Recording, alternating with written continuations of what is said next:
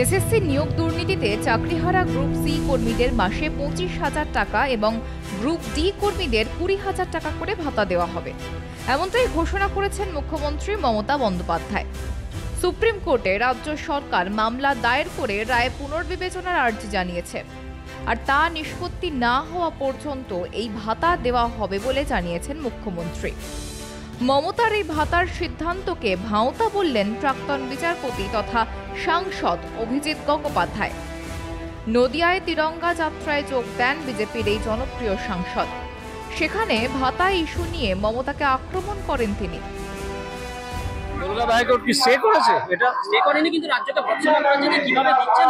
Stay যদি না করে থাকে তাহলে আগামী দিনে আমার ধারণা এটা স্টে হয়ে যাবে, কারণ এটা একটা ভাঁওতা। মমতা ব্যানার্জি যেমন ভাঁওতা দিয়ে থাকেন, যেমন মিথ্যে কথা বলে থাকেন, এটাও সেই রকম।